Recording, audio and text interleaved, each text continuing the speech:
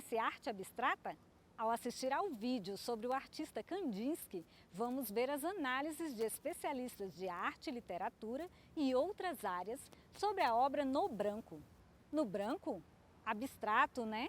Vamos entender no ensino médio em tempo integral digital. Kandinsky, ele buscava muito o interior, né? O Kandinsky era um artista que buscava pintar o que ele desejava, por isso que ele fugiu das obras figurativas, por isso que ele quis criar outras coisas até chegar ao abstracionismo. Então essa questão de buscar o interior do artista ser o que ele é, para o Kandinsky é muito importante. E também a relação com as cores, né? Justamente, o Kandinsky dizia que as cores conseguiam transmitir, independentemente da forma, da linha com que era pintado, eles conseguiam transmitir essa sensação, né? Através das cores. E a questão de fazer vibrar, né? O espectador, o Kandinsky queria atingir o espectador através das cores. Então são esses três pontos muito característicos na obra do Kandinsky.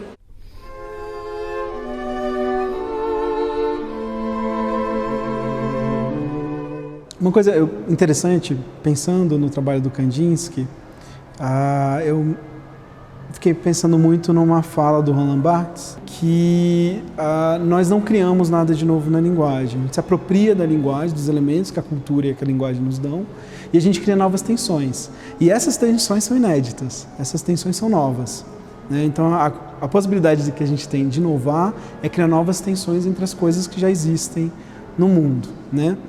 E me parece muito conveniente pensar isso, pensando no trabalho do Kandinsky, porque me parece que parte do trabalho dele é de mapeamento de um léxico que existe, de formas, né? E para melhor ou para pior, a gente vive num mundo conformado pela nossa experiência visual do mundo, né? Então a gente se utiliza das formas que a gente conhece do mundo. E me parece que o trabalho do Kandinsky tem muito a ver com botar essas formas em novas tensões, em tensões que são absolutamente novas, né? O Kandinsky, nesse mapeamento de formas, ele chega à conclusão de que cada forma tem uma potência própria, né? Cada forma, cada cor, cada um desses elementos que ele mapeia tem uma qualidade que é muito específica, né? E que ativam uma reação psicológica, né?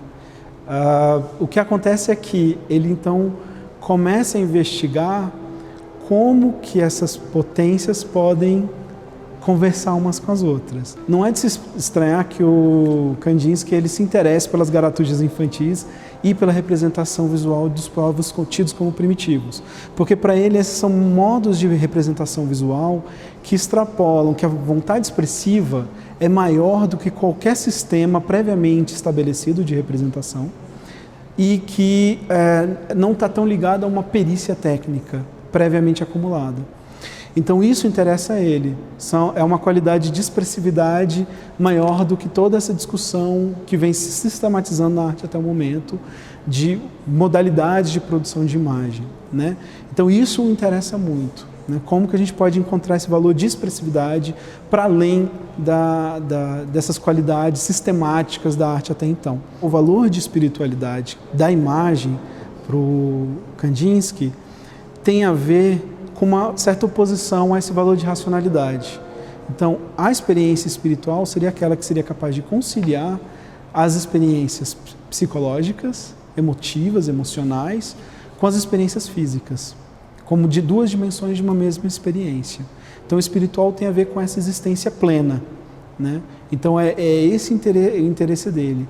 Nesse sentido, é uma discussão também, como acontece com as vanguardas artísticas, de autonomia da arte, né?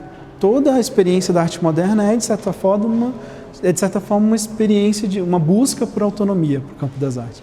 Quer seja uma autonomia frente a um sistema, que era o sistema instituído da arte até aquele momento, que é muito representado pela ideia do salão de arte, né? Quer seja de expressividade, né? Quer dizer, você tem a autonomia do gosto burguês ou você tem a autonomia da representação, né? Quer dizer, uma arte que não necessariamente está preocupada em representar de uma forma fidedigna o mundo, mas que busca exatamente compreender o seu léxico, compreender o seu vocabulário e compreender como ele pode ser expressivo por si, como ele pode, de algum modo, apresentar novas possibilidades de ser no mundo.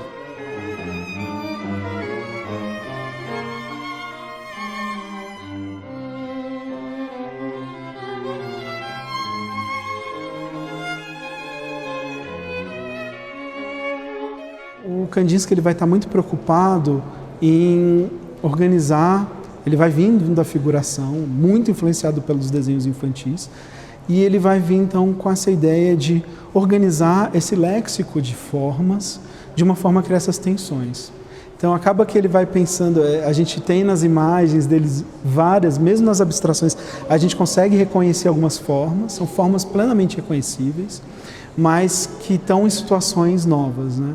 E isso vai criando quase uma estrutura arquitetônica, ele vai falar muito do centro das pinturas, né, da preocupação dele com o centro da pintura. E às vezes deixar o centro mais vazio, e aí toda a ação se dá de alguma forma em torno desse centro, ou como no caso dessa pintura específica, no qual a maior parte da informação acontece no centro da pintura. Então tem uma estrutura aí que é quase arquitetônica, de sustentação um pouco desse diálogo. Então a gente tem uma série de formas que a gente reconhece, construindo um discurso que não é plenamente reconhecível. Nesse sentido de construir essa arquitetura, ele tem que lidar com imagens que têm pesos diferentes, que têm qualidades diferentes, como harmonizar ou tensionar essas qualidades, né? A solução é muito próxima da música. A música é um grande referencial para o Kandinsky, é uma referência como produção, ele é sistematicamente, é muito interessante, tem escritos dele que ele fala, não pinto música, né? Então não é tão direta a relação como muitas vezes a gente é levado a crer, mas ele tem uma profunda admiração pela música, como outros críticos ao longo da história das artes plásticas têm uma grande admiração pela música, por essa capacidade da música de ser absolutamente abstrata, né? E isso não ser uma questão, né? Ela está a priori liberta de uma representação, né? Isso é uma qualidade que vários críticos, historiadores da arte ao longo da história, principalmente da arte moderna, vão se debruçar, né? Então a solução de composição dele vai então passar muito pela solução de composição musical. Kandinsky era um artista sinestésico, né? Ele tinha sinestesia dentro de si. Sinestesia é você conseguir associar dois ou mais sentidos. Então, o Kandinsky conheceu o Schoenberg num concerto na Alemanha, no início dos anos de 1900. E o Kandinsky disse que a partir da música que ele escutava, ele via várias coisas. Então, a sinestesia é isso, né? A gente conseguir ver cores, pintar cheiros, né? E a sinestesia para o Kandinsky é muito importante. A gente também fala disso na nossa visita mediada. No caso dessa pintura, da pintura no branco, ela faz parte de 1920 e ela faz parte de uma série de pinturas que o Kandinsky faz nesse período em que o branco tem um valor muito grande, né, na composição, né? E o Kandinsky ele escreveu e pensou muito sobre o branco, né, o branco glacial, né, que teria o valor de um silêncio, né? Ele fala muito desse valor de silêncio, mas é um valor de silêncio mais John Cage do que um valor de silêncio que mudesse. É um silêncio pleno de possibilidades, né? Então, o branco seria esse silêncio que é como a pausa para a música. A pausa que interrompe uma melodia, para essa melodia ser retomada logo em seguida. Então, ele teria esse valor de um silêncio que contém todos os sons, né? Dentro desse estudo de léxico, o branco é a possibilidade. Nessa obra a gente consegue ver muito o uso das diagonais que está espelhado no espaço positivo. Um elemento expositivo aqui interessante também, não sei se vocês perceberam, mas o quadro, a gente está numa superfície que é cilíndrica, né? Esse espaço é uma galeria cilíndrica e o design tipográfico cria duas reentrâncias aqui diagonais que cortam um pouco esse círculo imaginário, né? Que é interessante porque traz de novo essa dinamicidade da obra do Kandinsky, mas também repercute um pouco o limite espacial da obra, né? Então acaba que você tem uma moldura e você tem uma parede que moldura o trabalho. Então é interessante também perceber, porque é uma coisa que ao mesmo tempo delimita a obra, mas ao mesmo tempo espacializa essa discussão.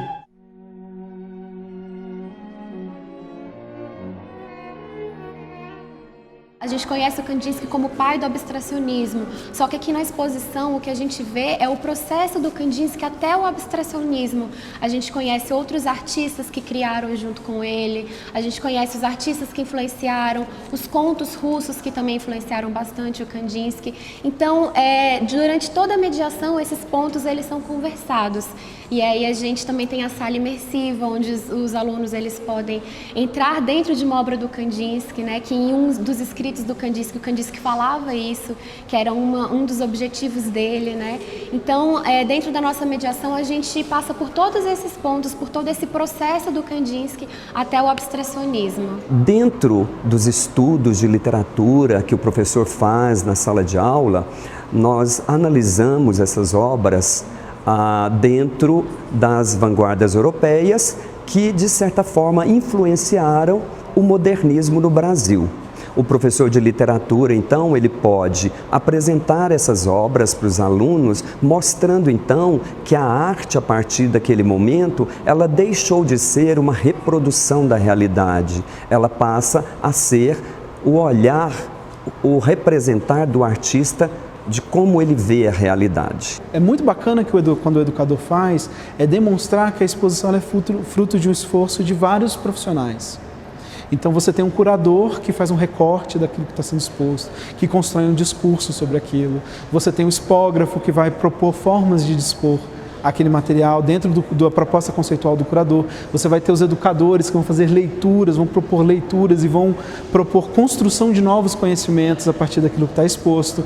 Se os alunos têm essa visão de que a exposição é fruto passa por uma série de processos e pela mão de várias pessoas, fica mais claro que aquilo é uma versão possível, que poderiam haver outras versões e que eles podem inclusive levar isso para a sala de aula propondo outras possibilidades de leitura sobre um mesmo tema.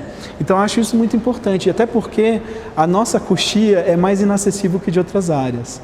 Então, eu acho muito bacana quando os profissionais de artes cênicas podem levar os alunos a uma coxia, explicar o que é uma coxia, o que é um bastidor. Os nossos bastidores da área de museologia são quase inacessíveis. São áreas técnicas e que têm uma visitação muito limitada para profissionais, né? Então é difícil que a gente possa levar uma turma e mostrar, olha, isso é uma reserva técnica, ela cumpre essa função, essa é a sala do curador, ele produz uma exposição dessa forma. Então, muitas vezes, essas funções desaparecem na exposição. E eu acho que o educador ele tem que se apropriar da exposição como discurso, como um dispositivo. E mostrar para o aluno que ele é um dispositivo e que, inclusive, os alunos podem lançar a mão da exposição como um meio de se expressar. Eu gosto muito da definição dele de ponto, que é uma definição que ele pega completamente da geometria de Euclides, que é muito bacana isso, né? A gente tem todo um pensamento filosófico dentro do Euclides, quando ele está falando de princípios de geometria, que é um texto muito usado para matemática, né? Todo o conceito de geometria, mas ele pega e ele reutiliza alguns desses conceitos do Euclides de uma forma muito bacana dentro da filosofia que ele está tentando desenvolver. Então, o ponto, por exemplo, seria o fundamento de toda a linguagem visual bidimensional. Na linguagem, um ponto é o símbolo da interrupção. É a separação de duas frases. É a união da palavra e do silêncio. Para Kandinsky, tudo começa num ponto. E aí, está afinado sobre a arte abstrata? Você pode fazer mais pesquisas sobre outros autores e as obras do Kandinsky. E que tal testar os seus talentos na pintura? Como diz Kandinsky, tudo começa num ponto.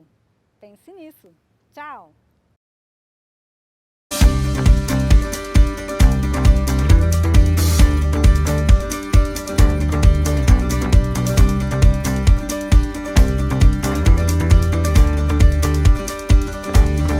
Olá, nossos alunos, tudo bem?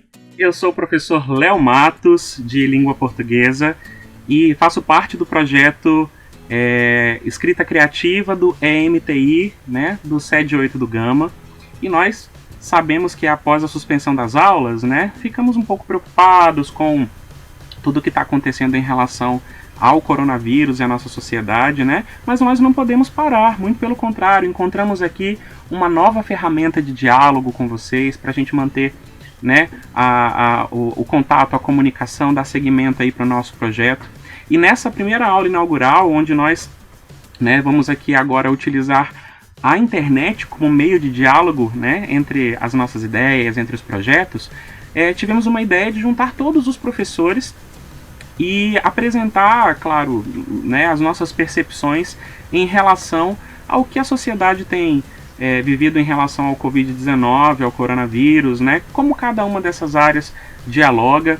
E eu falando um pouquinho do projeto de língua portuguesa, né, que é o Escrita Criativa, nós vínhamos trabalhando aí desde o início do ano letivo, né, de 2020, agora nessa primeira parte do projeto, uma pergunta que é uma pergunta, às vezes, até difícil de responder, vocês bem lembram das nossas atividades, né, de escrita lá no comecinho do bimestre, né, que é a famosa pergunta quem sou eu? E aí essa pergunta hoje ela vai ganhar uma nova tonalidade, porque esse quem sou eu, até porque é uma pergunta também trabalhada na primeira etapa do PAS, ela vai agora caminhar para um outro lugar. É quem sou eu em tempo de coronavírus, né? Bom, vamos lá? Então, para essa primeira aula, né, que nós vamos ter aqui via internet, a língua portuguesa, ela é claro, muito importante para a vida, para o dia a dia, mas também é importantíssima para que nós não caiamos nas chamadas fake news, né? É claro que nós estamos aí num mundo que as pessoas encaminham as mensagens sem conferir, elas de repente pegam informações que não são informações, digamos, confiáveis, de fontes confiáveis, e isso pode ser um problema nesse momento do coronavírus, né? Para vocês terem uma ideia, eu fiz uma pesquisa aqui de notícias bem recentes sobre as informações do Covid-19. Tá? Por exemplo, aqui no El País, olha aqui a informação que o jornal tem trazido sobre a pandemia do coronavírus. Últimas notícias sobre o coronavírus no Brasil e no mundo diz que a Espanha supera 100 mil infectados pelo coronavírus e registra mais de 800 mortes pelo 5º dia consecutivo. Itália prorroga até 13 de abril a quarentena. Estados Unidos projetam ao menos 100 mil mortes e as últimas notícias da crise do Covid-19 que estão lá no site do El País. Essa notícia é do dia 1º de abril, hoje. Olha só que bacana. É importante a gente observar esse pequeno detalhe que é quando determinado fato foi postado, porque às vezes a gente está lendo uma notícia pensando que ela é recente, ela é de anos e anos atrás, tá? E quem coloca essa notícia no ar? Será que esse veículo tem um respaldo? Será que os dados que estão sendo apresentados, eles realmente conferem? Então é sempre importante nós fazermos um diálogo informacional a partir das notícias que são lidas para evitar a fake news, tá bom? Depois, olha, uma outra notícia que eu retirei do site Valor Invest diz que coronavírus hoje. Mortes sobem de 159 para 201 no Brasil e a alta é de 26,4% em 24 horas. Por que é importante esse tipo de leitura? O vírus já matou mais de 40 mil pessoas em todo o mundo e o número de casos ultrapassa 800 mil infectados. Esse dado é do dia 31 de março de 2020, ou seja, ontem. Por que é importante essas leituras, né? Não para deixar a gente só com medo, mas em alerta, para a gente observar que quando as informações de organizações competentes como a OMS, né, e outras organizações de saúde em torno do mundo têm feito orientações em relação a manter-se em casa, evitar aglomerações, né, cuidar da sua saúde, especialmente as pessoas que têm algum tipo de doenças que agravariam ali, seriam agravadas com o Covid-19, né? Obesidade, diabetes, né? Outras doenças como HIV e né? Doenças crônicas que poderiam ali de repente, né? Que eles inclusive usam a palavra comorbidades, né? Que poderiam ser agravadas caso a pessoa seja contaminada. Essas informações elas nos levam a tomar algumas precauções. Então, com isso, eu convidei aqui a professora Mônica, que é a professora de Química do MTI, para falar um pouquinho conosco sobre os cuidados que nós precisamos ter em relação à higiene pessoal e como a Química, né, ela nos traz informações que nos ajudariam a evitar ou, né, preservar a nossa saúde em relação ao Covid, tá bom? Mônica, é com você. Por que é tão importante lavar as mãos para evitar o contágio do coronavírus. Então, quimicamente falando, o coronavírus é um composto de moléculas que possui uma parte apolar e outra parte polar. E o que seria a parte apolar? Apolar é a parte que se dissolve em gorduras e também são atraídos pela gordura. E a parte polar é aquela que é atraída pela água. Então, quando lavamos as mãos, com água e sabão, a parte polar do vírus é envolvida pelo sabão e assim retirada da nossa pele.